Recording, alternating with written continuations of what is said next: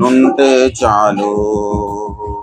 యేసుని రక్తమందు కడుగాబడి వాక్యం చే నిత్యం భద్రపరచబడి, యేసుని రక్తమందు కడుగాబడి వాక్యం చే నిత్యం భద్రపరచబడి, నిష్కలంక పరిశుద్ధులతో పేదన్నేను, నిష్కలంక పరిశుద్ధులతో పేదన్నేను, బంగారు వీధులలో తిరిగేదను, బంగారు వీధులలో తిరిగేదను. ప్రియ యేసురాజును నే చూచిన చాలు, మహిమలో నేనాయనతో ఉంటే చాలు. దూతలు వీణలను మీటోనప్పుడు, గంభీర జయధ్వనులు మ్రోగునప్పుడు, దూతలు వీణలను మీటోనప్పుడు, గంభీర జయధ్వనులు మ్రోగునప్పుడు, హల్లెలూయా పాటల్ పాడుచుండా, హల్లెలూయా పాటల్ పాడుచుండా, ప్రియా యేసుతోను నేను ఉల్లాసింతున్, ప్రియా యేసురాజున్, ప్రియా యేసురాజును నే చూచిన చాలు, మహిమలో నేనాయనతో నుంటే చాలు. ప్రియా యేసురాజును నే చూచిన చాలు, నుంటే చాలు.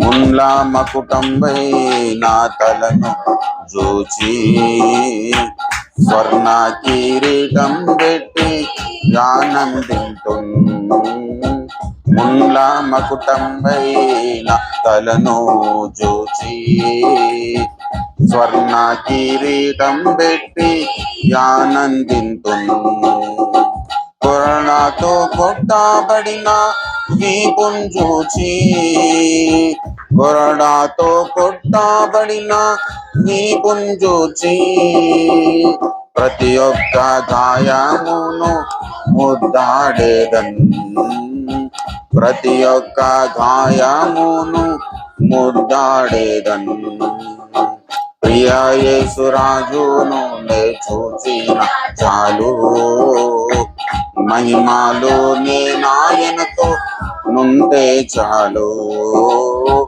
ప్రియా యేసురాజును నే చూచిన చాలు, మహిమలో నేనాయనతో నుంటే చాలు. హృదయము స్తుతులతో నింపబడిన్, నా భాగ్య గృహమును స్మరించుచుంటే, హృదయము స్తుతులతో నింపబడిన్, నా భాగ్య గృహమును స్మరించుచుంటే, హల్లెలూయా ఆమేన్, హల్లెలూయా, హల్లెలూయా ఆమేన్, హల్లెలూయా, వర్ణింప నా నాలుక చాలదయ్యా, వర్ణింప నా నాలుక చాలదయ్యా, ప్రియా యేసురాజును నే చూచిన చాలు, మహిమలో నేనాయనతో యేసురాజును నే చూచిన చాలు, మహిమలో నేనాయనతో నుంటే చాలు. ఆహాయ బూరా ఎప్పుడు ధ్వనించునో, ఆహా నా ఆశ ఎప్పుడు తీరుతుందో, ఆహా నా బూరా చునో, ఆహా నా ఆశ ఎప్పుడు తీరుతుందో, తండ్రి నా కన్నీటిని తుడుచునెప్పుడో, తండ్రి నా కన్నీటిని తుడుచునెప్పుడో, ఆశతో వేచి ఉండే నా హృదయం, ఆశతో వేచి ఉండే ప్రియ యేసురాజును నే చూచిన నాయనతో నుంటే చాలు, యేసురాజును నే చూచిన చాలు, మహిమాలోనే నాయనతో నుంటే చాలు. హల్లెలూయా. ఇంకొక చిన్న పాట పాడుకుందాం.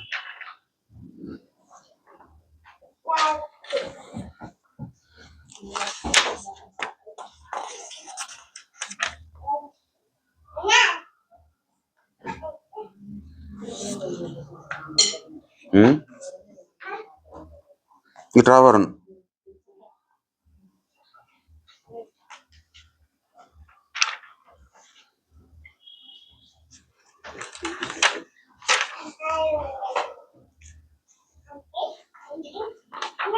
దేవునికి స్తోత్రం. హల్లెలూయా. నీతో సమం ఎవరు, నీలా ప్రేమించేది ఎవరు? దేవుని మహిమపరచుకోండి. 134 సమం. నీతో సమమెవరు, నీలా ప్రేమించేదెవరు, నీలా క్షమించేదెవరు? యేసయ్యా.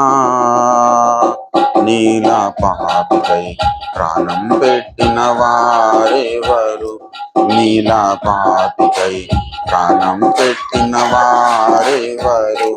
నీతో సమమెవరు, నీలా ప్రేమించేదెవరు, నీలా క్షమించేదెవరు? యేసయ్యా. నీలా పాపికై ప్రాణం పెట్టిన వారెవరు, ప్రాణం పెట్టిన వారెవరు? లోక బంగారము ధన ధాన్యాదులు ఒక్క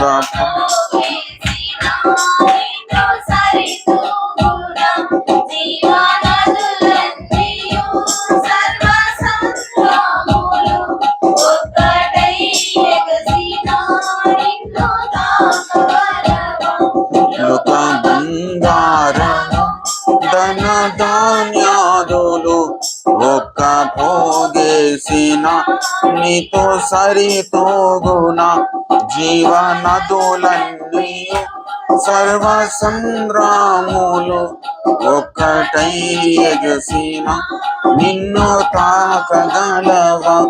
యొక్క సౌఖ్యాలన్నీ ఒక్క చోట కుమ్మరించిన నీవేగా చాలిన దేవుడవు.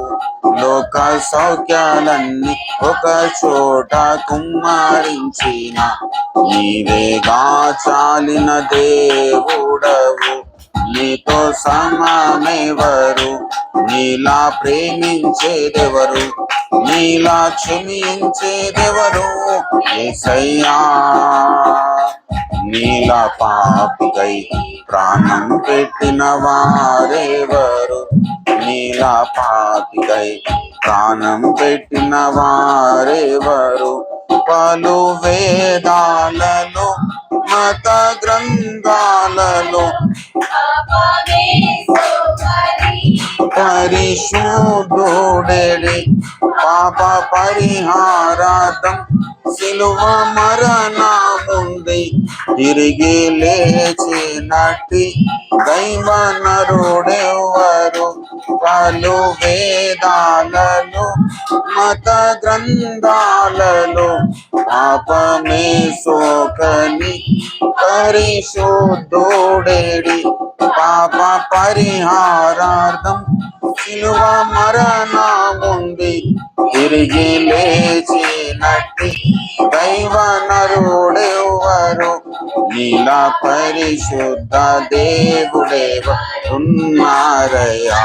నీవేగా మంచి దేవుడవు, నీలా పరిశుద్ధ దేవుడెవరున్నారయ్యా.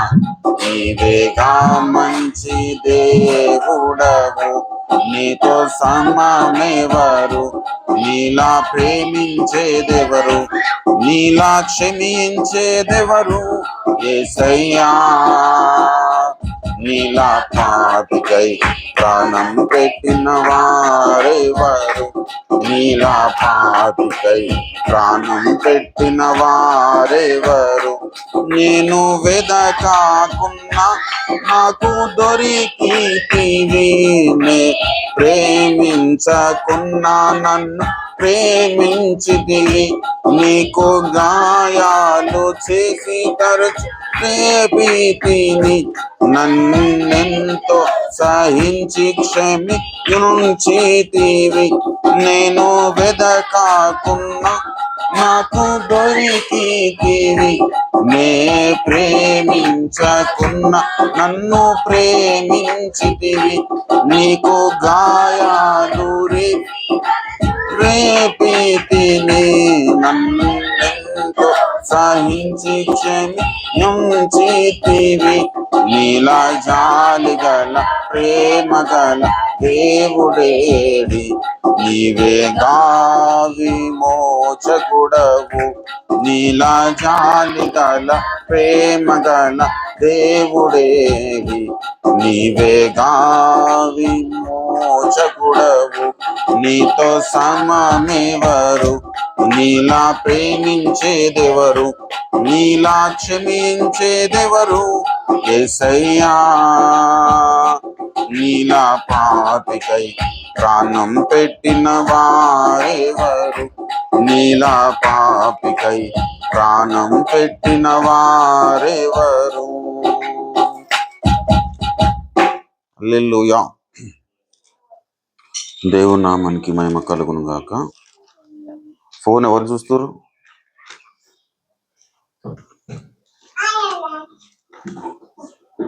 వీళ్ళు ఒక గంట సేపటి తర్వాత పోతారు, అదే నువ్వు ఒక్కనే ఉంటావు. ఎందుకు అట్లా పరిశాన్ చేసుకుంటావు?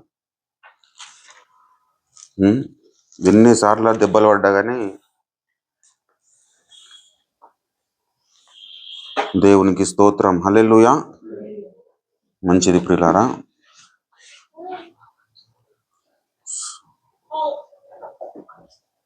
ప్రార్థనలో అపోస్తుల కార్యముల గ్రంథము 7వ అధ్యాయము. అపోస్తుల కార్యముల గ్రంథము 7వ అధ్యాయము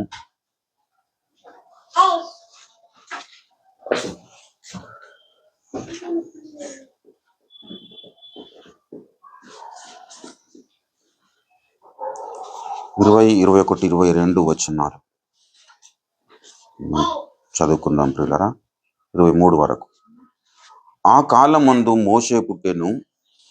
అతడు దివ్య సుందరుడై తన తండ్రి ఇంట 3 నెలలు పెంచబడెను.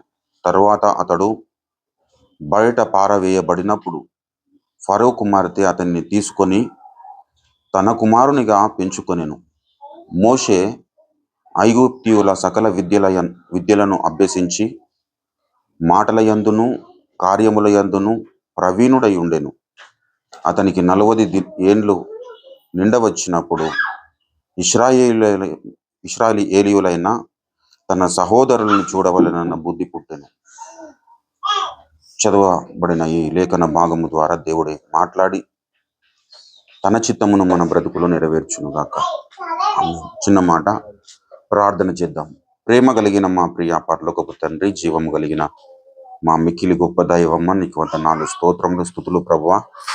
మరొక కర్మేలు దినమును మా బ్రతుకుల్లో మీరు అనుగ్రహించి ఈ యొక్క నా తండ్రి సమయంలో నీ సన్నిధానంలో సంఘముగా చేరడానికి మీరు మాకు అనుగ్రహించినటి గొప్ప ధన్యతను బట్టి నీకు వందనాలు. ఇంతవరకు నిన్ను పాడి పొగుడి స్తుతించి ఆరాధించి మయంపరచడానికి మీరు ఇచ్చిన కృపలను బట్టి ధన్యతను బట్టి నీకు వందనాలు, స్తోత్రములు ప్రభువా.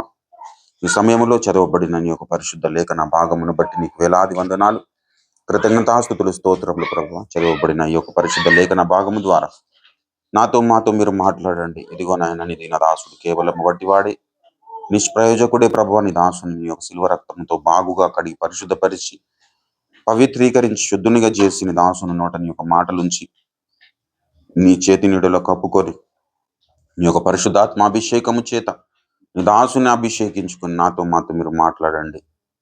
ప్రార్థనకై మమ్మల్ని ప్రభువా నా తండ్రి రేపండి. మా జీవితాలకు అత్యవసరమైన సందేశమును పరలోకం నుండి మీరే పంపించమని, ఘనత మేము ప్రభావాలు మీరే పొందుకోమని యేసు పరిశుద్ధ నామములు ప్రార్థిస్తున్నాం తండ్రి, ఆమేన్. దేవునికి స్తోత్రం, హల్లెలూయా. చదవబడిన ఈ పరిశుద్ధ లేఖన భాగములో మరి మోషే భక్తుని గురించి వ్రాయబడిన విషయాన్ని మనం చూస్తూ ఉన్నాం పిల్లారా. ఆ కాలం ముందు మోషే పుట్టెను. అతడు దివ్య సుందరుడై తన తండ్రి ఎంట 3 నెలలు పెంచబడెను. తర్వాత అతడు బయటకు పారవేయబడినప్పుడు ఫరో కుమార్తె అతన్ని తీసుకొని తన కుమారునిగా పెంచుకొనెను. మోషే ఐగుప్తీయుల సకల విద్యలను అభ్యసించి మాటల యందును కార్యముల యందును ప్రవీణుడై ఉండెను. దేవుని నామానికి మహిమ కలుగును గాక. మోషే ఐగుప్తీయుల సకల విద్యలను అభ్యసించి మాటల యందును కార్యముల యందును ప్రవీణుడై ఉండెను. అతనికి 40 ఏండ్లు నిండవచ్చినప్పుడు ఇశ్రాయేలులైన తన సహోదరులను చూడవలనని బుద్ధి పుట్టెను. ఐగుప్తు దేశమందు మరి దాస్యములో ఉంటున్న ఇశ్రాయేలు ప్రజలను ఆ దాస్యము నుండి విడిపించాలని దేవుడు ఆశించాడు. అందుకొరకై మోషేను ఏర్పాటు చేసుకున్నాడు. మోషే ఐగుప్తీయుల మధ్యలోనే పెరిగాడు, కానీ ఇశ్రాయేలులకు ఉండవలసిన లక్షణాలను అనుకూలంగా పెంచబడ్డాడు. ఐగుప్తీయులోని సకల విద్యలను అభ్యసించాడు. మాటల యందు కార్యముల యందు నేర్పరిగా ఉన్నాడు. అభ్యసించినది ఐగుప్తీయుల సకల విద్యలను అభ్యసించాడు. కానీ ఆ విద్యనంతటిని ఇశ్రాయేలు ప్రజల కొరకు, ఇశ్రాయేలు విమోచన కొరకు, దేవుని చిత్తము కొరకు, దేవుని సంకల్పం నెరవేర్పు కొరకు, దేవుని ప్రజలను నడిపించడానికి ఆ విద్యను ఉపయోగించాడు పిల్లరా. మోషే దేవుని ఇల్లంతటిలో నమ్మకమైన వాడు, మిక్కిలి సాత్వికుడు, దేవుని ఇల్లంతటిలో నమ్మకమైన వాడు అని మరి పేరు పొందినాడు. దయచేసి మీరు హెబ్రీ పత్రిక 3వ అధ్యాయము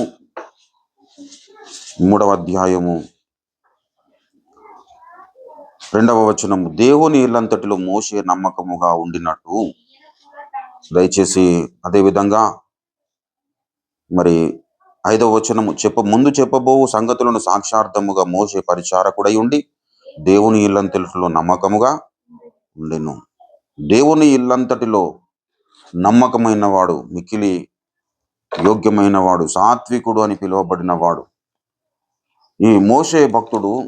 ఇశ్రాయేలు ప్రజల రక్షణ కొరకై మరి ఐగుప్తుల మధ్యలోనే ఉన్నప్పుడే మరి ఆయన దృష్టి వారి మీద పడింది. పిల్ల ఇశ్రాయేలు నా ప్రజలను, నా సొంత జనాంగాన్ని ఈ దాస్యము నుండి నేను ఎలాగా విడిపించాలని, మరి ఎలాగో విడిపించాలి ఎందుకొరకై అనే విషయాలను మరి దేవుని చేత బోధింపబడ్డాడు. మరి అదేవిధంగా యాకోబు, తన తల్లి అయిన యాకోబు కూడా మరి బాల్యము నుండే మరి విషయాలన్నీ నూరిపోసింది. అరే నాయన, మనము పరాయి దేశంలో ఉన్నాం, మన దేశం ఇది కాదు, మనము వేరే దేశస్తులం, కానీ ఇక్కడ దాస్యంలో ఉన్నాం. ఈ ప్రజల మధ్యలో నుండి మరి మనము విడిపింపబడాలి. ఆ విడిపింపబడడానికి మరి నీవు ఒక సాధనముగా, దేవుని యొక్క హస్తముగా, దేవుని యొక్క మాటగా, దేవునికి చేతిలో పనిముట్టుగా నువ్వు వాడబడాలి అని చెప్పేసి మరి బాల్యము నుండే యాకోబు మరి మోషేకు ఉపదేశము చేసింది. పిల్లరా, దయచేసి హెబ్రీ పత్రిక మరి 11వ అధ్యాయములో చూసినట్లయితే 23వ వచనం, మోషే పుట్టినప్పుడు అతని తల్లిదండ్రులను ఆ శిశువుడు సుందరుడై ఉండుట చూచి విశ్వాసమును బట్టి రాజాజ్ఞకు భయపడక 3 మాసములతని దాచిపెట్టిరి. మోషే పెద్దవాడైనప్పుడు 3 నెలల తర్వాత మళ్ళా డైరెక్ట్ పెద్దవాడైనప్పుడు అని రాయబడింది. ఇక్కడ 7వ అధ్యాయంలో, అపోస్తుల కార్యం 7వ అధ్యాయంలో మనం చూసినప్పుడు అక్కడనేమో మరి మోషేను ఐగుప్తీయురాలు మరి తీసుకొని వెళ్ళింది. దయచేసి అతడు 21వ వచనం చూడండి. తర్వాత అతడు బయట పారవేయబడినప్పుడు ఫరో కుమార్తె అతన్ని తీసుకొని పోయి తన కుమారునిగా పెంచుకొనెను. ఇక్కడ అంటే 3 నెలలు తండ్రి అంట పెరిగాడు. తర్వాత పెద్దవాడయ్యేంత వరకు ఫరో కుమార్తె దగ్గర పెరిగాడు. ఆ పెరిగిన కాలంలో మరి మోషేకు తల్లి అయిన యాకోబైతే తనకు దాదిగా మరి సేవలు అందించింది. మరి మోషేను పెంచింది యాకోబైతే. కానీ ఆ ఐగుప్తు దాస్యములోనే ఈయనకు దేవుని యొక్క జ్ఞానమును ఉపదేశించింది. ఎలా నడుచుకోవాలి, ఎలా ప్రవర్తించాలి, ఎలా మనము ముందుకు సాగాలి, మనకు ఉన్నటువంటి లక్షణాలు ఏంటి, ఎలా ఉండాలి అనే విషయాలన్నీ నూరిపోసింది. అందుకే మోషే పెద్దవాడైనప్పుడు ఏం చేసిందట? 24 హెబ్రీ పత్రిక 11:24లో చూసినట్టు మోషే పెద్దవాడైనప్పుడు విశ్వాసమును బట్టి ఐగుప్తు ధనము కంటే క్రీస్తు విషయమైన నిన్న గొప్ప భాగ్యమని ఎంచుకొని అల్పకాలపు పాప భోగములను అనుభవించుట కంటే దేవుని ప్రజలతో శ్రమ అనుభవించటం మేలని యోచించి అనిపించుకుంటకు ఎలయనగా అతడు ప్రతిఫలముగా కలగబో బహుమానము మీద దృష్టి నిలిపాడు. ప్రభునందు ప్రియులారా, ఇక్కడ చూసినట్లయితే అల్పకాలపు పాప భోగములను అనుభవించుట కంటే దేవుని ప్రజలతో శ్రమ అనుభవించుట మేలని అలా ఎట్లా యోచించగలిగాడు అంటే యోచించడానికి గల జ్ఞానము మరి యాకోబేతు అతనికి నూరిపోసింది బాల్యము నుండి. నాయన, మనం ధనమును కోరుకోవద్దు, జ్ఞానమును కోరుకోవద్దు. సొలొమోనును దర్శించి దేవుడు నీవు ధనం ఐశ్వర్యమునైనను నీ శత్రువుల ప్రాణమునైనను రాజ్యములనైనా కోరుకోలేదు కదా. అంటే మానవుడు ఏం కోరుకుంటాడు అంటే లోకాశలను కోరుకుంటాడు, ఐశ్వర్యమును కోరుకున్నాను అనుకుంటాడు, అందమును కోరుకోవడానికి అనుకుంటాడు, ధనమును కోరుకుంటాడు. కానీ నువ్వు అలా కోరుకోవట్లేదు. మనం అట్లా కోరుకోవద్దు. మనము ఇవన్నిటిని కంటే ముఖ్యముగా ప్రతిఫలముగా కలగబోయే బహుమానం మీద మనము దృష్టి నిలపాలి అని బోధింపబడ్డాడు. ఆ బోధ ప్రకారంగా ఆయనకు ఒక ఛాన్స్ వచ్చింది. ఫరో కుమార్తె యొక్క కుమారుడు అంటే ఫరో కుమార్తె యొక్క కుమారుడు అంటే ఆ ఫరో తర్వాత మోషేనే ఐగుప్తు దేశానికి ఫరో రాజు. అటువంటి స్టేటస్ను పక్కన పెట్టేశాడు. ప్రభునందు ప్రియులారా, మోషేను గురించి మనం ఇలా చెప్పుకుంటూ పోతుంటే అనేకమైన విషయాలు మనకు తట్టుతుంటాయి. ఈ మోషే గురించి మనం ఎందుకు ఇంతగా చెప్పుకుంటున్నామంటే మనమందరం కూడా ఈ కడవరి కాలంలో మోషే లాంటి వ్యక్తిత్వములు కలిగిన వారముగా తయారు కావాలి. లోకము మనల్ని ప్రేరేపిస్తుంది, ఐశ్వర్యము మనల్ని ప్రేరేపిస్తుంది, లేదంటే మనకు ఉన్నత హోదాలు మనల్ని ప్రేరేపిస్తాయి. వాటన్నిటికంటే దేవుని యొక్క సంకల్పము ఏమై ఉన్నదో దాని మీద దృష్టి కేంద్రీకరించాలి. ఈ తరములో దైవ చిత్తానుసారమైన, దైవ సంకల్పానుసారమైన సేవ ఏంటో దాని మీద దృష్టి కేంద్రీకరించాలి. నువ్వు ఐగుప్తు ధనమును ఒకవేళ ప్రేమించి మోషే ఐగుప్తునకు రాజు అయితే ప్రతిఫలముగా ఆయనకు బహుమానం ఉండేది కాదు. ప్రతిఫలముగా కలగబోయే బహుమానం మీద ఆయన దృష్టి నిలిపాడు. అంటే ప్రతిఫలముగా కలగబోయే బహుమానము మీద ఒకవేళ దృష్టి నిలపకపోతే అతడు ఈ లోకములో రాజై ఉండేవాడు. అంటే లోకములో రాజైనందుకు లోకమైన జేజేలు పలుకుతుంది, కానీ దేవుడు మాత్రం ప్రతిఫలముగా కలగబోయే బహుమానం ఇయ్యాడు. ఈనాడు లోకములో ఉంటున్నాం మనం, ప్రతిఫలముగా కలగబోయే బహుమానం మీద దృష్టి కేంద్రీకరించాలి. అందుకే పౌలు అంటాడు, నేను గురి వద్దకే పరిగెడుతున్నాను అన్నాడు. ఏవేవి లాభకరమో అవి నష్టముగా ఎంచుకొనిచున్నాను అంటాడు. దేవుని ఒక చిత్తము కొరకు, దేవుని ఉద్దేశ సఫలత కొరకు మన జీవితంలో నష్టపోవడానికి ఇష్టపడాలి ప్రియుల. దేవుని సన్నిధిని గురించి నష్టపోవడానికి ఇష్టపడాలి. దేవుని యొక్క ప్రార్థన కూడికకు మనం కూడుకోవడానికి నష్టపోవడానికి ఇష్టపడాలి. ఈ సమయంలో మనం బయట అనేకమైన పనులు చేసుకోవచ్చు, కానీ నీ జీవితంలో దేవుడు చూస్తాడు. ప్రతిఫలముగా కలగబోయే బహుమానం మీద దృష్టి నిలిపావా, లేదంటే లోకానుసారమైన వ్యవహారాల మీద దృష్టి నిలిపావా అని తప్పకుండా చూస్తాడు పిల్ల. అలా మనము దేవుని దృష్టికి యోగ్యులముగా తీర్చబడాలి అంటే ప్రతిఫలముగా కలగబోయే బహుమానం మీదనే దృష్టి కేంద్రీకరించాలి. ఈ లోకము దాని ఆశ గతించిపోతుంది ప్రియులారా. కానీ ప్రతిఫలము కలగబోయే బహుమానం ఒకటి ఉన్నది. ఈ లోకములో మనము ఏం సంపాదించుకోలేం. ఏం సంపాదించుకున్నా అది తాత్కాలికమైనదే. కానీ శాశ్వతమైన బహుమానము దేవుడి దగ్గర ఉన్నది పిల్లలు. దాని మీద దృష్టి కేంద్రీకరించాడు పౌలన్న. అందుకే ఏవేవి లాభకరమో అవి నష్టముగా ఎంచుకున్నాడు. పౌలు భక్తుడు ఏం మామూలు ఏము ఆ ఆయనకు డబ్బు లేదు, ఆస్తి లేదు, అంతస్తు లేదు కాదు. చరిత్రకారులు చెప్తాడు పౌలు భక్తుడు ఒక ముత్యాల వ్యాపారి ఒక కుమారుడు. ముత్యాల వ్యాపారి అంటే మరి బంగారంతో సమానమైన వాల్యూ. దానికంటే బంగారం కంటే కూడా ముత్యాలకు ఎక్కువ రేటు ఉంటుంది. అటువంటి ఒక వ్యాపారి కొడుకు నాకు నిలవరమైన స్థలము నాకు లేదంటాడు. ఆకలి దప్పులతో ఉన్నానంటాడు. చలి కాచుకొనిచున్నానంటాడు. దిగంబరిగా ఉన్నానంటాడు. నా స్వజనుల వల్ల ఆపదలలో ఉన్నానంటాడు. ఆ తర్వాత అన్యజనుల వల్ల ఆపదలలో ఉన్నానంటాడు. అనేకమైన విధంగా బాధింపబడ్డాడు. తరచు ఉపవాసాలతో ఉన్నాడట. ఆకలి దప్పులు. ఉపవాసాలంటే తన క్షేమము కొరకు, సంఘ క్షేమం కొరకు ఆహారం ఉండి కూడా కడుపు మార్చుకున్నాడు. ఆకలి దప్పులతో ఉన్నాడంటే తిందామని ఆకలి అవుతుంది కానీ ఆహారం లేదు. ఉపవాసం అంటే ఆహారం ఉండి తినకుండా ఉండడం ఉపవాసం. ఆకలి దప్పులంటే ఆహారము లేకుండా కొట్టుమిట్టాడడం. పౌలు భక్తుడు 30 సంవత్సరాలు సేవ చేసిన తర్వాత కూడా ఈ మాటలు పలుకుతున్నాడు. ఏమని? ఆకలి దప్పులతో ఉన్నాను. చదవండి అన్నమాట. ఉపవాసములతోనూ చలితోనూ దిగంబరత్వముతోనూ ఉంటిని. ఇంకను చెప్పవలసినవి ప్రభునందు ప్రియులరా, సంఘములన్నింటిని గురించిన చింత నాకు. ఒక శ్రేష్ఠ భక్తునికి ఉండవలసిన లక్షణం ఏంటంటే, మనకు లోకం అనుగ్రహిస్తున్న దీవెన మీద కాదు, లోకం అనుగ్రహిస్తున్న ఆపర్చునిటీ మీద కాదు, నా దేవుని చిత్తము మీద నా దృష్టి ఉండాలి, నా గురి ఉండాలి. శ్రేష్ఠ భక్తులకు ఉండాల్సిన లక్షణం ప్రియుల. పౌలు భక్తుడు నిరంతరము అన్ని విధాలుగా సంపన్న స్థితిలో ఉన్నాడు యేసయ్య దగ్గరికి రాకముందు. పౌలన్నను చూసిన వాళ్ళందరూ దడదడానికి వణికిపోయినారు. అట్లాంటి జీవితం జీవించాడు. కానీ యేసయ్య దగ్గరకు వచ్చిన తర్వాత లోకం మీద దృష్టి కేంద్రీకరించలేదు. లోకమును పక్కన పెట్టాడు. ఎక్కడనైతే లోకమును హింసించాడో ఆ లోకము కొరకు ప్రాణం పెట్టడానికి ఆయన సిద్ధపడుతూ ఉన్నాడు. కారణం ఏంటంటే ప్రతిఫలముగా కలగబోయే బహుమానం మీద దృష్టి కేంద్రీకరించాడు. ప్రభునందు ప్రియులారా, అందరూ దావీదు భక్తుని జీవితంలో మనం చూసినట్లయితే దావీదు కంటే బలాఢ్యులు యుద్ధ రంగంలో ఉన్నారు. కానీ దావీదు రెచ్చిపోయాడు. అందరేమో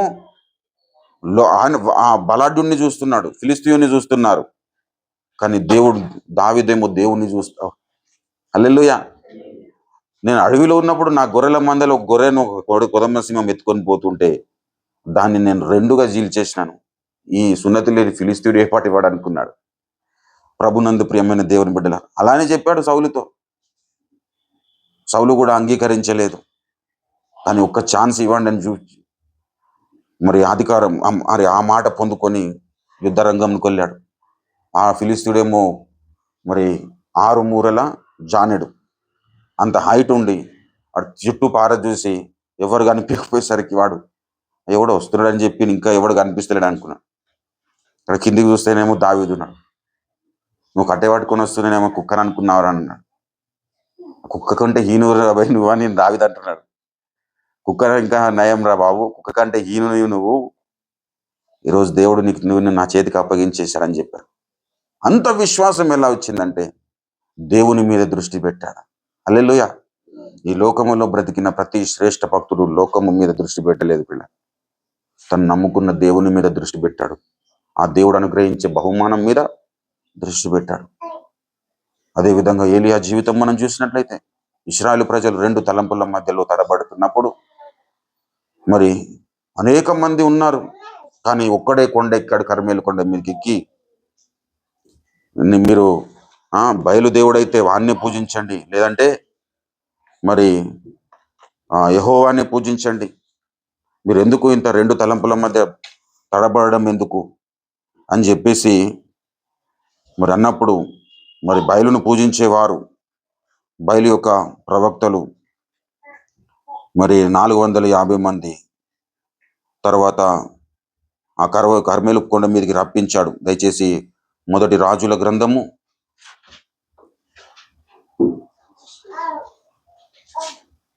18వ అధ్యాయము చదవండి.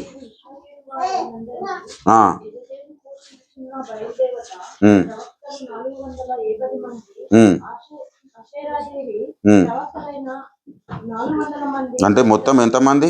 450 మందికి ఒకళ్ళు, తర్వాత 400 మంది, అంటే మొత్తం 850 మంది. ఆహాబు ఇశ్రాయేలు వారి యొద్దకు దూతలను పంపి ప్రవక్తలను కర్మేలు పర్వతము మీదకు సమకూర్చింది. ఏలియా జనులందరి దగ్గరికి వచ్చి, ఎన్నాళ్ళ మట్టుకు మీరు 2 తలంపుల మధ్య తడబడుచుందురు?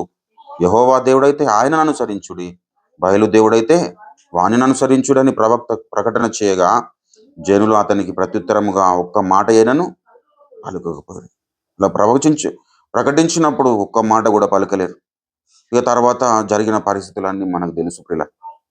అయితే ఇక్కడ ఏలియా ఈ విధంగా ఇశ్రాయేలు ప్రజలను 2 తలంపులలో నుండి విడిపించడానికి ఏ విధంగానైతే ప్రయాసపడ్డాడు, ఏ విధంగానైతే శక్తికి మించి ప్రయాసపడ్డాడు, ఏ విధంగానైతే నడిచాడో ముందుకు, ఆ విధంగానే ఈనాటి క్రైస్తవ సమాజం కూడా ఏలియా లాంటి వ్యక్తిత్వంను సంతరించుకోవాలి. ఏలియాకున్నటువంటి అభిషేకమును మనము పొందుకోవాలి. మోషేకున్నటువంటి అభిషేకమును, ఏలియాకున్నటువంటి అభిషేకమును, దావీదుకున్నటువంటి అభిషేకమును మనము పొందుకోవాలి. అలా పొందుకున్నప్పుడే సార్వత్రిక క్రీస్తు సంఘము క్షేమాభివృద్ధి పొందుతుంది ప్రియుల. ఇప్పుడు ఎలా తడబడితే నాకేం పని అని ఏలియా ఒకవేళ అనుకొని ఉంటే ఆ కాలంలో 2 తలంపుల మధ్యలోనే ఇశ్రాయేలు ప్రజలు తడబడుతూనే ఉండేవారు. ఈనాడు మనకెందుకులే అనుకుంటే నానా విధములైన అన్య బోధల్లోనే క్రైస్తవ సమాజం కొనసాగాల్సిన పరిస్థితి ఏర్పడుతుంది. కాబట్టి క్రైస్తవ సమాజము ఏక బోధలోనికి రావాలి అంటే, నానా విధములైన అన్య బోధల నుండి విడిపింపబడాలంటే మనం కూడా ఏలియా లాగా మారాల్సిన అవసరం ఉంది. మనం కూడా దావీదులాగా మారాల్సిన అవసరం ఉంది. మోషే అంటాడు, ఇశ్రాయేలు ప్రజలలో ఉన్న వారందరూ ప్రవక్తలు అగుదురు కాక అంటాడు. విశ్వాసులు కాదు, ప్రవక్తలే అగుదురు కాక అంటాడు. సంఖ్యాకాండము, దయచేసి సంఖ్యాకాండము 11వ అధ్యాయంలోనికి మీరు వచ్చినట్లయితే, సంఖ్యాకాండము 11వ అధ్యాయము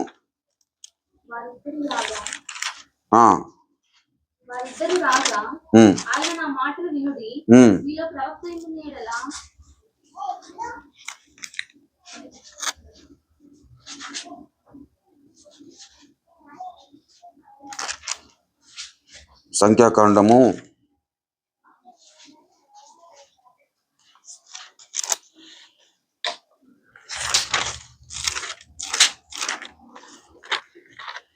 ఇశ్రాయేలు ప్రజలందరూ మరి ప్రవక్తలే అగుదురుగాక అంటాడు.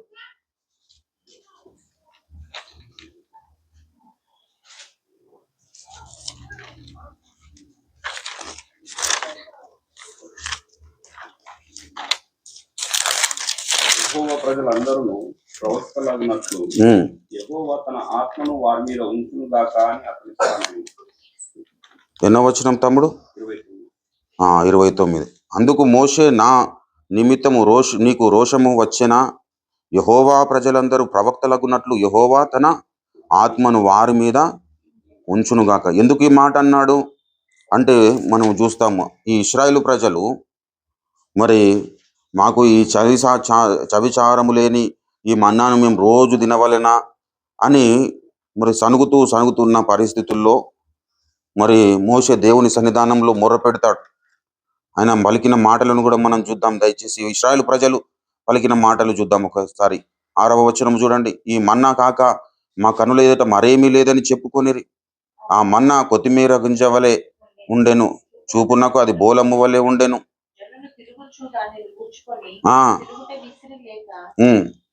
దంచి పెనం మీద కాల్చి రొట్టెలు చేసిరి. ఆ, దాని రుచి క్రొత్త నూనె రుచి వలె ఉండెను. ఆ, రాత్రి యందు మంచు మంచు పాలెం మీద కురిసినప్పుడు ఉమ్, ఆ మన్నా దాని వెంటనే పడెను. ఆ, జనులు తమ తమ కుటుంబములలో ఎవరి గుడారపు ద్వారమునొద్ద వారు ఏడ్వగా మోషే వినెను. ఉమ్, యెహోవా కోపము బహుగా రగులుకొనెను. ఉమ్. వారు ఏడ్చుట మోషే దృష్టికి వారు ఏడ్చుట మోషే దృష్టికి చెడ్డదిగా చెడ్డదిగా ఉన్నది. దేవుడానికి వాళ్ళకు ఉచితముగానే ఇచ్చాడు మన్నాను, కానీ వీరు బాధపడుతూ ఉన్నారు. బాధపడుతూ బాధపడుతూ దయచేసి అక్కడ కిందికి చదివినట్లయితే 12 చూడండి. నేనే ఈ స్వరం సర్వజనములను గర్భమున గర్భం ధరించి తినా, నేనే నేనే వీరిని వీరిని కంటినా. పాలించి పెంచిన తండ్రి ఆ, పసిపిల్లలు మోయినట్లు ఆ, నేను వీరి తండ్రులకు ప్రమాణపూర్వకంగా ఇచ్చిన దేశమునకు వీరిని నీ రొమ్మున ఎత్తుకొని పొమ్మని ఉమ్. నాతో చెప్పుచున్నావు. ఈ సమస్త ప్రజలకు ఇచ్చుటకు మాంసము నాకెక్కడిది? ఉమ్, వారు నన్ను చూచి ఏడ్చుచు ఆ, ఇంతకు మాకు మాంసం ఇమ్మని అడుగుచున్నారు. ఉమ్, ఈ సమస్త ప్రజలను ఒంటిగా మోయ నా వలన కాదు, ఉమ్, అది నేను భరింపలేని భారము. నీవు ఉమ్, నాకు ఇల్లు చేయదలిచిన ఎడల నన్ను చంపుము. ఉమ్, నా మీద నీ కటాక్షము వచ్చిన ఎడల నేను నా బాధను చూడముందునట్లు నన్ను చంపుము. ఇలా మోషే అంటున్నాడు. తర్వాత 18 చూడండి. నీవు జనులను చూచి ఇట్లను మిమ్మును మీరే రేపటికి పరిశుద్ధపరచుకొనుడి, మీరు మీరు మాంసము తిందురు. మోషేనేమో మరి దేవుని వైపు చూసి మాట్లాడుతున్నాడు. మీరు మాంసం తిందురు, యెహోవా వినునట్లు ఏడ్చి మాకు ఎవరు మాంసం పెట్టుదురు? ఆ, ఐగుప్తులో మాకు బాగుగానే జరిగినదని మీరు చెప్పుకొంటిరి కనుక ఆ, యెహోవా మీకు మాంసమిచ్చును. మీరు తిందురు. 1 దినము కాదు, 2 దినములు కాదు, 5 దినములు కాదు, 10 దినములు కాదు, 20 దినములు కాదు, 1 నెల వరకు.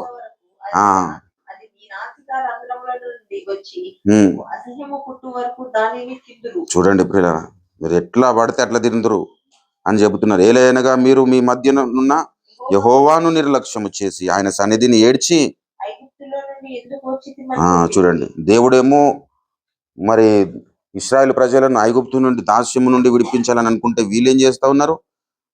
మాకేమో ఈ చవిసారము లేని మన్న ఎంతకాలం తినాలి అని అన్నప్పుడు మోషే మరి వాళ్ళ ఏడుపును చూసేసి దేవుని సన్నిధానంలోకి వచ్చి ఆయన కూడా మాట్లాడుతున్నాడు. 11వ వచనం చూడండి. కాగా మోషే యెహోవాతో ఇట్లా నేను, నీవేళ నీ సేవకుని బాధించితివి, నా మీద నీ కటాక్షము రానియక. ఈ జనులందరి భారమును నా మీద పెట్టనేలా? చూడండి, మోషే కూడా దేవుని వైపు దేవుని నిందిస్తూ దేవునికి మరి దేవుని సన్నిధానంలో మరి దేవునికి ఆయాసం కలిగే విధంగానే మాట్లాడుతున్న పరిస్థితుల్లో మరి మోషే ఇట్లా ఎందుకు మాట్లాడుతున్నాడు అనేది దేవుడు ఆలోచన చేసి, మీరు ఎంత తింటారో తినండి రాబాయ్ అని చెప్పేసి వారికి మాంసం ఇచ్చారు. మాంసం ఇచ్చుకొని వారు మస్తు బాగా తిన్నారు. ఎట్లా తిన్నారంటే ఇంకా వారి నాసిక రంధ్రంలో నుండి ఇక శ్వాస మొత్తము మాంసం వచ్చేదాకా తిన్నారు. ఇక అంతా తినిన తర్వాత దయచేసి 23 చూడండి. అందుకు యెహోవా మోషేతో ఇట్లా నేను, యెహోవా బాహుబలము తక్కువైనదా, నా మాట నీ ఎడల నెరవేరునో ఇప్పుడు చూచెదవు. మోషే బయటకు వచ్చి యెహోవా మాటలు జనులతో చెప్పి ఆ, జనుల పెద్దలలో నుండి 70 మంది మనుషులను పోగు చేసి ఆ, గుడారము చుట్టూ వారిని నిలువబెట్టగా యెహోవా మేఘములో దిగి అతనితో మాట్లాడి అతని మీద వచ్చిన ఆత్మలో పాలు ఆ 70 మంది పెద్దల మీద ఉంచెను. కావున ఆ ఆత్మ వారి మీద నిలిచినప్పుడు వారు ప్రవచించిరి గాని మరలా ప్రవచించలేదు. ఆ మనుషులలో నిద్దరు పాలెములో నిలిచి ఉండిరి. వారిలో ఒకరి పేరు ఎల్దాదు, రెండో వాని పేరు మేదాదు. వారి మీద ఆత్మ నిలిచి ఉండెను. వారు వ్రాయబడిన వారిలోను ఉండి వారు గుడారమునకు వెళ్ళక తమ పాలెములోనే ప్రవచించిరి. అప్పుడు ఒక యవ్వనుడు మోషేతో పరిగెత్తి వచ్చి మేధాదులు పాలెంలో ప్రవచించుచున్నారని చెప్పగా, మోషే ఏర్పరచుకున్న వారిలో నూను కుమారుడైన మోషేకు పరిచారకుడు మోషే నా ప్రభువా వారిని నిషేధింపుమని చెప్పెను. అందుకు మోషే, నా నిమిత్తము నీకు రోషము వచ్చిన యెహోవా ప్రజలందరూ ప్రవక్తలగునట్లు వారి మీద ఉంచును గాక అని అతనితో అనెను. దేవుని నామానికి స్తుతి కలుగును గాక. ప్రభునందు ప్రియులరా, అక్కడ 70 మందిని మోషే ఏర్పాటు చేసుకున్నారు. వారు ఆత్మచేత నింపబడి ప్రవచించడం ఆగిపోయిన తర్వాత అందరు ఆపేసిన తర్వాత ఇద్దరు ఇంకా ప్రవచిస్తా ఉన్నారు. మరి ప్రవచిస్తున్న పరిస్థితుల్లో మరి ఒక సేవకుడు ఆయన దగ్గరికి వచ్చేసి మోషే మరి వారిలో ప్రవచిస్తున్న విషయాన్ని యెహోషువ చెబుతా ఉన్నాడు. వారిని ఆపునట్లుగా నీవు ఏదో ఒకటి చెయ్యు అని అన్నప్పుడు అప్పుడు మోషేయు ఇశ్రాయేలు పెద్దలను పాలెంలోకి వెళ్ళిరి. తరువాత కాదు కాదు 28 చూడండి. మోషే ఏర్పరచుకున్న వారిలో నూను కుమారుడును మోషే పరిచారకుడైన యెహోషువ మోషే నా ప్రభువా వారిని నిషేధింపుమని చెప్పాను. అందుకు మోషే ఏమంటున్నాడు? నా నిమిత్తము నీకు రోషము వచ్చేనా? యెహోవా ప్రజలందరూ ప్రవక్తలగునట్లు యెహోవా తన ఆత్మను వారి మీద ఉంచును గాక అని అతనితో అని. ప్రభునందు ప్రియులారా, దేవుని ఆత్మ చేత నింపబడాలి అంటే ఇక్కడ కొంతమంది ఇప్పుడు యెహోషువ ఏం చేస్తూ ఉన్నారు? వారిని నిషేధించమంటున్నారు. ఇద్దరు ప్రవక్తలు ప్రవచిస్తూ ఉన్నారు. వారి పేర్లేంటి? ఎల్దాదు, మేధాదులు. వీరు ప్రవచిస్తుంటే యెహోషువ అంటున్నాడు వారిని నిషేధించమంటున్నాడు. కానీ మోషే యొక్క ఆలోచన ఎలా ఉంది? దేవుడు ఏర్పరచుకుంటున్న ఇశ్రాయేలు ప్రజలందరూ ప్రవక్తలే కావాలి. ప్రభునందు ప్రియులారా, మరి ఆ కాలంలో అయినారో కాలేదు మనకు అనవసరం ప్రియులారా. కానీ ఈ కాలంలో రక్షణ పొందిన ప్రతి విశ్వాసి ప్రతి దైవజనుడు ఒక ప్రవక్త లాంటి వ్యక్తిత్వమును కనపరచాలి. ఒక ప్రవక్త అయితే సమాజానికి మేలు జరుగుతుంది. ఒక ప్రవక్త అయితే దేవుని ప్రజల కొరకు ప్రయాసపడతాడు. ఒక ప్రవక్త అయితే సమాజం బాగుపడుతుంది.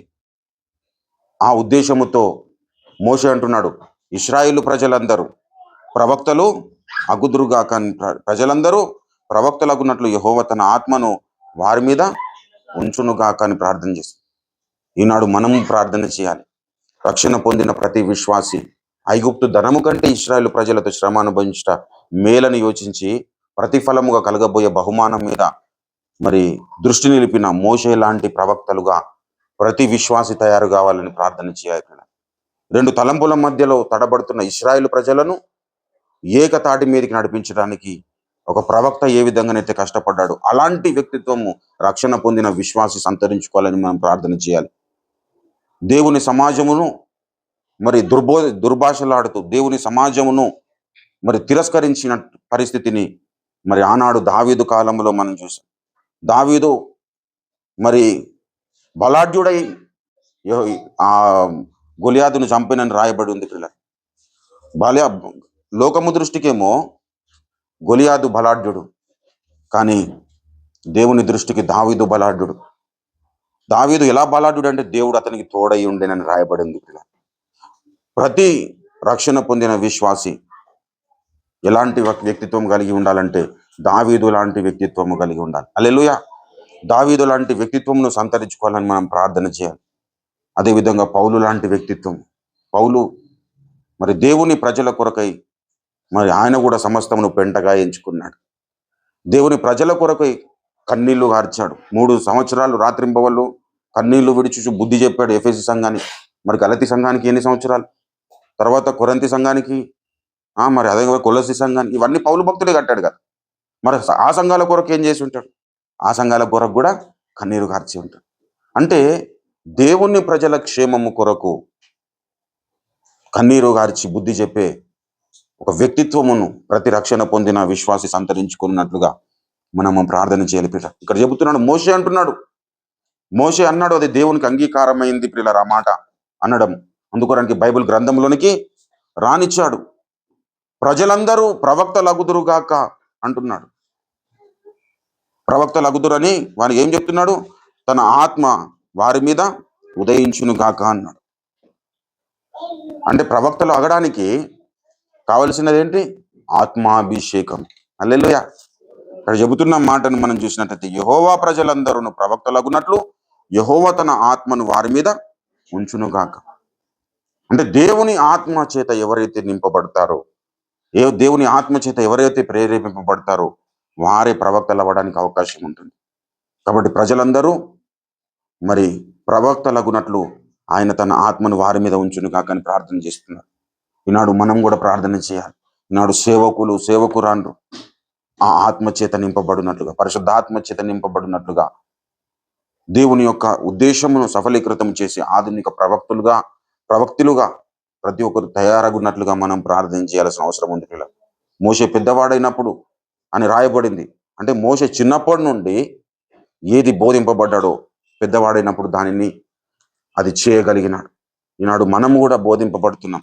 మనం కూడా చేయాలి. ఒక టైం వచ్చినప్పుడు మనం కూడా అటువంటి నిర్ణయం తీసుకోవాలి. ఎలాంటి అంటే ప్రతిఫలముగా కలగబోయే బహుమానం మీదనే మన దృష్టి నిలపాలి. హల్లెలూయా. ప్రతిఫలముగా కలగబోయే బహుమానం మీద దృష్టి నిలపని వాళ్ళు బలహీనమైన విశ్వాసులుగా ఉంటారు. బలహీనమైన కానుకలు అర్పిస్తారు. బలహీనమైన స్థితిలో తమ జీవనాన్ని సాగిస్తారు. ఎప్పుడు చూసినా కానీ వెనుక ఉండే ప్రయత్నం చేస్తూ ఉంటారు. కానీ బలమైన విశ్వాసకు ఉండే లక్షణం ఏంటంటే ధైర్యంగా ముందు నిలబడతాడు. నేను ఒక్కడనే అంటాడు ఏలియా, నేను ఒకడనే రోషము గలవాడనే అంటాడు. ప్రభునందు ప్రియులారా, అలా రేపబడాలి ప్రియులారా. ఈ లోకం అశాశ్వతమైనది. లోకంలో ఉన్నటువంటి కూడా అశాశ్వతమైనది. ప్రభు రాకడ సమీపిస్తుంటుండగా మనము ప్రవక్తల గురించి నేర్చుకోవడం కాదు, ప్రవక్త యొక్క లక్షణాలను మనం కనపరిచాం. హల్లెలూయా. మోషే గురించి నాకు చాలా తెలుసు అంటే మోషే యొక్క లక్షణాలను ఎంతవరకు కనపరిచావు, నీ జీవితంలో ఎంతవరకు అనుసరించావు? దావీదు నాకు తెలుసు, దావీదు దేవుని చిత్తానుసారం. నీవు దేవుని చిత్తానుసారమైన వ్యక్తి అయ్యావా? సంఘములన్నింటిని గూర్చిన చింతయు నాకు గలదంటున్నాడు పౌలన్న. అన్ని శ్రమలలో, అన్ని వేదనలలో, ఆకలి దప్పులలో, ఉపవాసాలలో, అన్యజనుల ఆపదలలో, స్వజనుల ఆపదలలో, అనేక విధములైన ఆపదలలో ఉండి ఇన్ని ఆపదలు ఉన్నా కానీ ఇంకా సంఘములన్నింటిని గురించిన చింతయు నాకు కలదు అంటున్నాడు. ఒకవేళ అదే పరిస్థితి మనకు వస్తే మనం సంఘములన్నింటి గురించిన చింత ఇప్పుడే మనకు లేదనుకుంటాం. ప్రభునందు ప్రియులారా, ప్రతిరోజు ప్రార్థన చేయాలి సంఘ క్షేమాభివృద్ధి కొరకు. నీవు నన్ను నిలబెట్టి నీవు నన్ను నడిపించిన సంఘము కొరకు ప్రార్థన చేయాలి. అదేవిధంగా సార్వత్రిక సంఘములన్నింటిని కొరకు ప్రార్థన చేయాలి. ఏమైనా ప్రార్థన చేయాలి అంటే సంఘములన్నింటిని గురించిన చింత అంటే ఆ చింతలో మనం ఏమేమి ఉన్నాయి అని రాసుకుంటే సంఘము క్షేమాభివృద్ధి పొందాలి. పరిశుద్ధులు సంపూర్ణులు కావాలి. ప్రతి ఒక్కరు ఆత్మానుసారమైన జీవితం మీద దృష్టి కేంద్రీకరించాలి. శరీరానుసారమైన మనస్సు మరి ప్రయోజనకరము, తాత్కాలికమైన ప్రయోజనకం అంటాడు కదా తిమోతికి రాసు పత్రికలు ఏమంటాడు? శరీరానుసారమైన మనస్సు కొంచెము మట్టుకే ప్రయోజనక, అంటే కొంచెము మట్టుకు అంటే ఆత్మానుసారమైన జీవితం. ఇప్పటి దైవభక్తి ఇప్పటి జీవ విషయంలోనూ రాబో. కాబట్టి ప్రతి ఒక్కరు ఏం చేయాలి? పౌలన్న యొక్క కోరిక ఏంటి? ప్రతి ఒక్కరు దైవభక్తి సాధన చేయాలి. ప్రతి ఒక్కరు ముచ్చట్లను విసర్జించాలి. ప్రతి ఒక్కరు సమయమును సద్వినియోగం చేసుకోవాలి. ఇవన్నీ మనం రాసుకోవచ్చు. ఇంకా సంఘములన్నింటిని గురించే చింత అంటే ఆ చింతలో భాగాలు ఏంటి? ప్రతి ఒక్కరు ప్రార్థన పరులు కావాలి. ప్రతి ఒక్కరు యథార్థవంతులు కావాలి. వేషధారణను విడిచిపెట్టాలి. ప్రతి ఒక్కరూ సంపూర్ణ స్థితి కొరకై సాగిపోయే వారుగా ఉండాలి.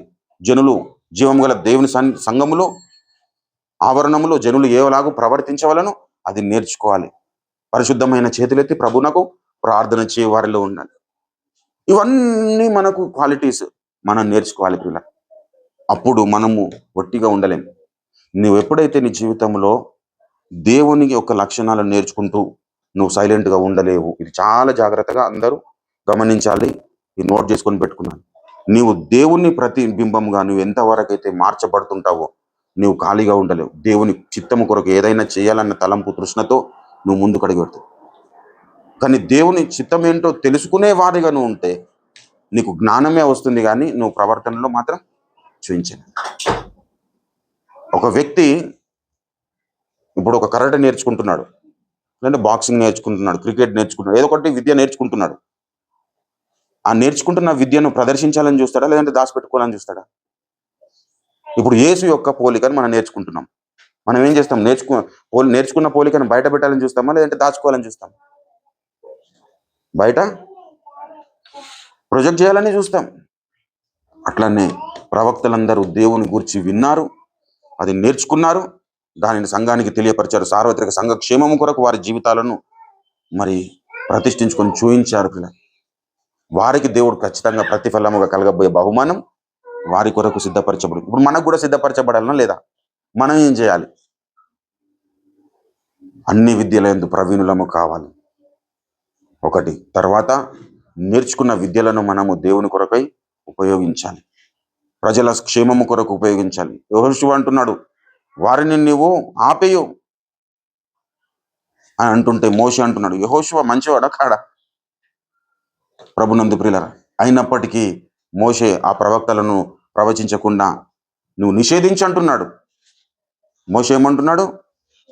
ప్రజలందరూ ప్రవక్తలగున్నట్లుగా యెహోవా ఆత్మ వారిని అందరినీ నింపునుగాక అంటున్నాడు. ప్రభునందు ప్రియులారా, ఈరోజు క్రైస్తవ సమాజం అందరూ ఒక ప్రవక్తలు కావాల్సిన ఘట్టములో మనం ఉన్నాం ప్రియులారా. లేకపోతే ఇంకా కొంతకాలానికి అబద్ధ క్రీస్తు వచ్చేస్తాడు, సంఘంతో యుద్ధం చేస్తాడు ప్రియులారా. వాడు వచ్చినప్పుడు, సంఘంతో యుద్ధం చేసినప్పుడు మనము జయవంతులముగా మనం నిలబడాలి. హల్లెలూయా. వాని యొక్క ప్రతిమకు మనం మొక్కని వారమై ఉండాలి. స్ఫటికపు సముద్రం యొద్ద దేవుని వీణలు గలవారముగా మనం కనబడాలి. హల్లెలూయా. అలా కనబడాలంటే ఈనాటి నుండే బలమైన క్రైస్తవ సంఘముగా, క్రీస్తు ప్రతిబింబాలుగా మనము తయారు కావాల్సిన అవసరం ఉంది ప్రియుల. బాల్యము నుండి ఉపదేశింపబడ్డాడు, పెద్దవాడైనప్పుడు దేవుని కొరకు అంకిత భావంతో పనిచేశాడు. ఇప్పుడు మనం కూడా ఉపదేశింపబడుతున్నాం.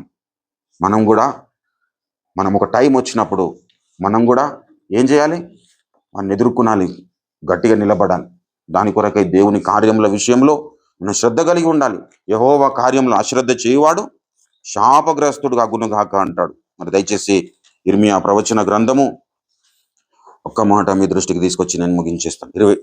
48వ అధ్యాయం, ఇర్మియా 48వ అధ్యాయము దయచేసి 10వ వచనములో చూసినట్లు, యెహోవా కార్యమును అశ్రద్ధగా చేయువాడు శాపగ్రస్తుడు అగునుగాక, రక్తం ఓర్చకుండా ఖడ్గము దూయువాడు శాపగ్రస్తుడు అగునుగాక.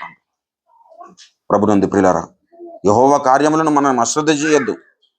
దేవుని కార్యములను శ్రద్ధగా చూడాలి. దేవుని మాటలు శ్రద్ధగా వినమన్నాడు, దేవుని కార్యములను కూడా శ్రద్ధగా చేయాలి. శ్రద్ధగా చేయాలంటే శ్రద్ధగా మనము నేర్చుకోవాలి. అలా ఎలా నేర్చుకోవాలి? యాకోబు మోషేకి ఎలా నేర్పిందో అలా నేర్చుకున్న తర్వాత ఆ నేర్చుకున్న విషయాలను ఒక టైం వచ్చినప్పుడు మనము చూపించగలగాలి. అది ఎప్పుడు ఏమో నేర్చుకుంటేమి అని చెప్పేసి మనం ఆలోచించే వ్యక్తులంగా ఉండద్దు ప్రియులారా. దేవునికి స్తోత్రం, హల్లెలూయా. మరి ఈ తరంలో, ఈ కడవరి కాలంలో దేవుని సంఘక్షేమము కొరకు, దేవుని యొక్క ప్రజల క్షేమము కొరకు మనమందరము అంకిత భావముతో, శ్రద్ధతో మనం ముందుకు సాగాల్సిన అవసరం ఉంది ప్రియులారా. దానిలో భాగంగానే మరి 40 సంవత్సరాల క్రితం మరి దైవజనుని దేవుడే దర్శనమిచ్చి కర్మేలు ఉద్యమమును స్థాపింపజేశాడు. కర్మేలు ఉద్యమంలో మనం చేస్తున్న ప్రార్థనలు సార్వత్రిక సంఘ క్షేమము కొరకు పిల్లలు. ఆనాడు ప్రవక్తలు దేని కొరకైతే ప్రయాసపడ్డారో ఆ ప్రయాస ఇప్పుడు సఫలీకృతము కావాలని మనం ప్రార్థన చేస్తున్నాం. అంటే ప్రవక్తల యొక్క ఆలోచన విధానాన్ని మనం ఈరోజు నెరవేర్చబడాలని మనం ప్రార్థన చేస్తున్నాం ప్రియులారా. హల్లెలూయా. పరిశుద్ధులకు ఒక్కసారి అప్పగింపబడిన బోధ నిమిత్తము మీరు పోరాడవలెనన్నాడు.